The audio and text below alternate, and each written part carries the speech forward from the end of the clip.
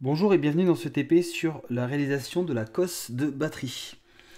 Alors nous sommes bien dans un fichier pièces, les unités sont bien en millimètres, donc on va sur esquisse, nouvelle esquisse, on va choisir le plan de face,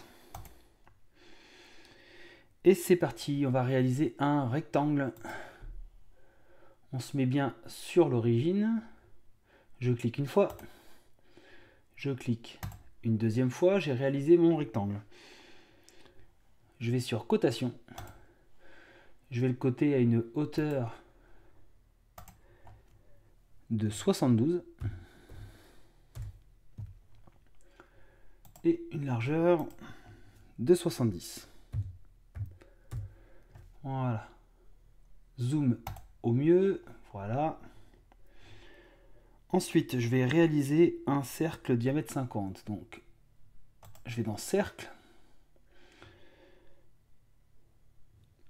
Hop, je vais réaliser un cercle qui est tangent en haut. Voilà, donc je me mets bien en tangent. Ensuite, je fais échappe. Et ce cercle doit être tangent donc en haut et à droite. Donc, je vais ajouter une relation. Donc, ajouter une relation entre le cercle et ce segment. Je vais demander à ce que ce soit tangent. Je valide. Voilà, donc là mon cercle il est tangent avec les deux côtés quoi qu'il arrive. Ensuite je vais le coter à 50. Donc je clique bien sur mon cercle et je le cote à 50. Voilà. Ensuite je vais réaliser un carré en bas à gauche. Donc je vais sur ligne. Je vais faire une première ligne qui va venir ici sur mon cercle. Donc, et ensuite en bas. Échappe. Alors pour faire un carré, il va falloir que ces deux lignes aient la même dimension. Là j'ai un rectangle, là aussi il faut que je trouve la position où il y aura la même dimension sur ce segment et sur celui-là. Donc je ne vais pas m'embêter à faire des calculs, je vais tout simplement mettre une relation. Donc ajouter une relation entre ce segment et celui-là. Et je vais lui demander de faire le calcul pour que les deux soient égaux. Donc je clique ici sur égal. Et lui va calculer automatiquement la bonne position pour qu'il soit égal. Je valide. Voilà. Pour finir, une première ligne ici, tangente au cercle, échappe. Et une deuxième ici, tangent au cercle, échappe. Voilà. Et ensuite, je vais réaliser une cotation de 5 mm. Donc, cotation intelligente. Entre là et là, je veux 5 mm. Même chose en bas à droite. Entre là et là, je veux 5 mm. Échappe. Donc là, on s'aperçoit que tous les traits sont en noir. Donc tout est contraint. On ne peut plus rien bouger. Donc c'est OK au niveau de la cotation.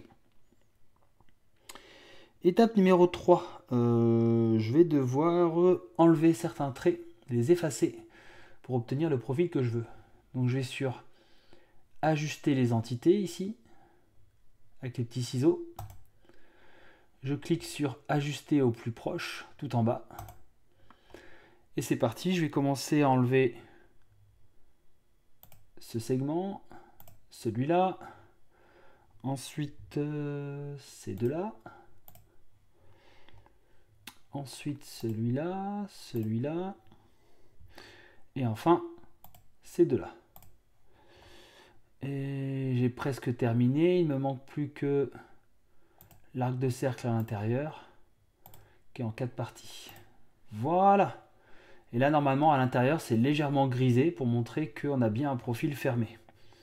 Échappe. Donc là, il s'agirait de ne rien toucher vu que tout est en bleu, il manque des cotes. Donc si je commence à manipuler quelque chose, je vais perdre toutes les dimensions. Donc là, je ne touche à rien. Je peux éventuellement, pour être sûr, rajouter quelques cotations. Par exemple ici. Là. Donc là, on retrouve le carré qu'il a calculé. Je peux éventuellement ici coter également là.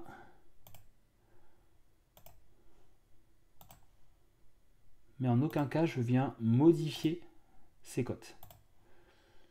Voilà. Je peux éventuellement remettre une relation entre ce segment et l'origine. Coïncident.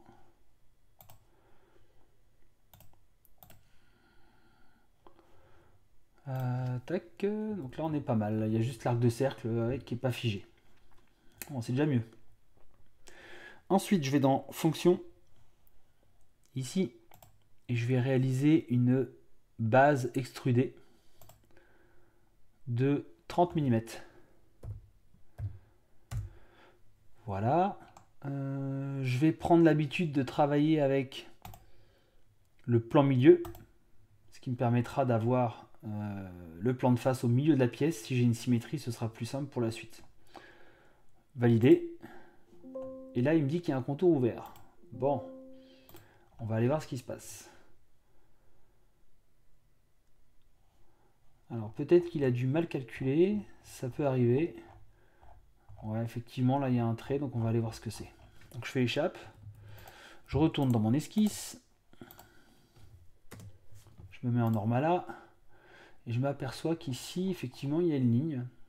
Donc là, je vais l'effacer avec mes ciseaux, esquisse, ajuster les entités, voilà.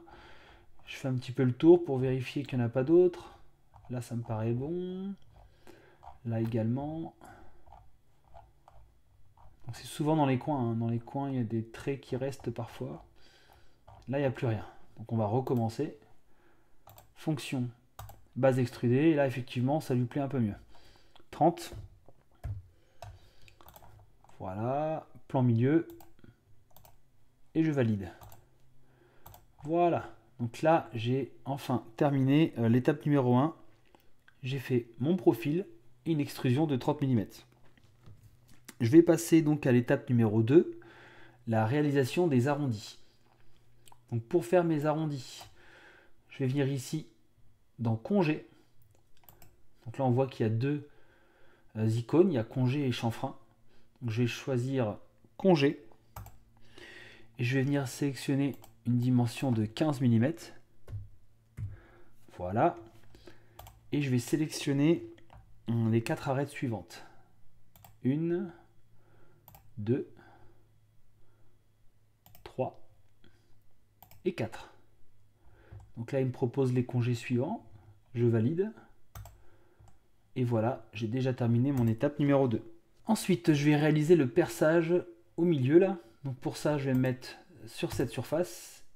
Nouvelle esquisse. Donc c'est l'esquisse avec la petite étoile. L'esquisse avec un crayon, c'est pour éditer. C'est pour modifier ce qui a déjà été fait. Donc là, je viens faire une nouvelle esquisse. Je viens sélectionner le cercle. Donc c'est pas n'importe lequel, hein, c'est le cercle avec le centre. Donc pour avoir le même centre que l'autre cercle, je viens sur la périphérie. Et normalement, si je me balade au niveau de la périphérie, vous avez le centre qui apparaît là. Je choisis le même centre et je réalise mon cercle. Cotation à 30 mm. Voilà. Donc là, je suis bien centré par rapport à l'autre cercle. On suit le profil. Donc la fonction, cette fois-ci, je vais faire un enlèvement de matière. Je vais retirer de la matière. Je choisis à travers tout. Il calcule automatiquement la quantité qu'il faut enlever. Je valide. J'ai terminé l'étape numéro 3. Ensuite, je dois créer une fente. Alors, je vais me mettre exactement sur la même surface. Nouvelle esquisse. Voilà. Je vais réaliser un rectangle. Voilà, donc je viens ici. Je réalise un rectangle qui va venir jusqu'au milieu de mon perçage, voilà. Ce rectangle va avoir une hauteur de 6 mm. Voilà.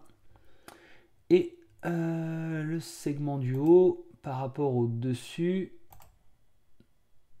je vais mettre 17 mm. Voilà. Donc là, on voit bien que ce rectangle, il arrive en plein milieu, mais c'est pas grave, hein. De toute façon, on enlève de la matière. Donc peu importe sa position, hein, tant qu'il est à l'intérieur du cercle. Ensuite, je vais dans Fonction, Enlèvement de matière, à travers tout. Je valide.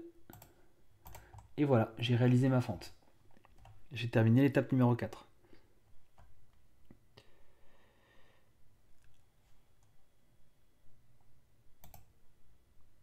Ensuite, je vais réaliser le passage pour le boulon.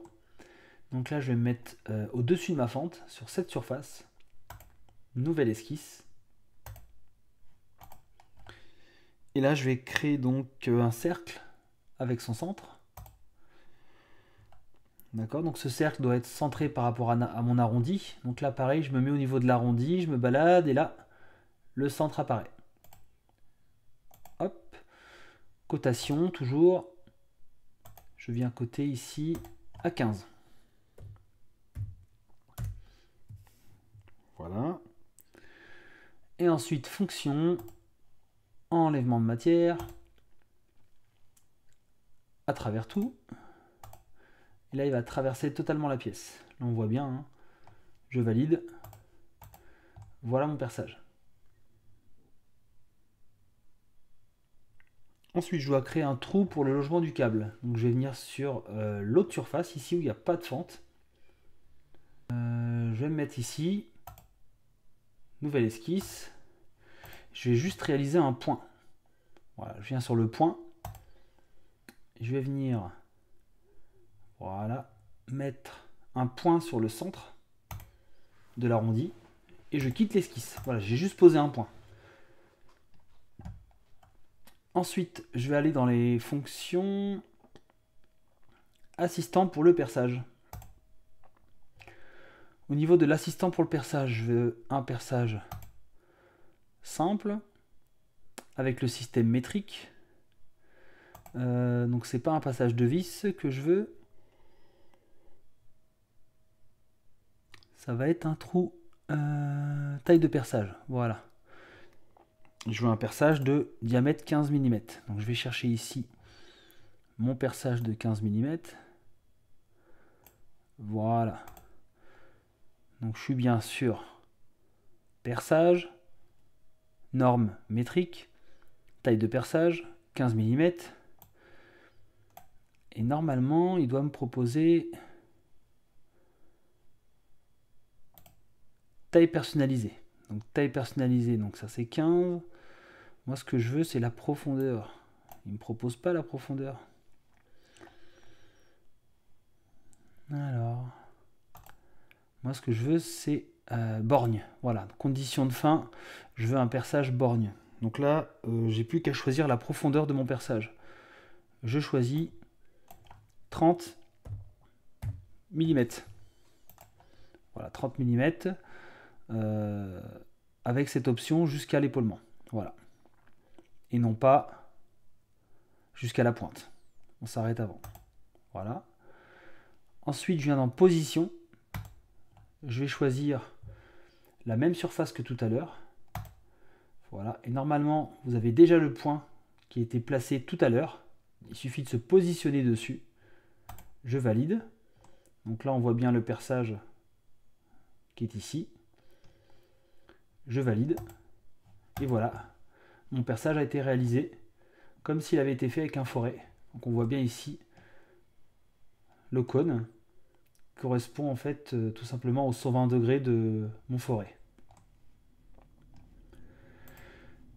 Ici le point, c'est un peu moche de le voir ici, donc je peux éventuellement mon esquisse qui correspond au point que j'ai placé, je peux faire clic droit et venir tout simplement le cacher.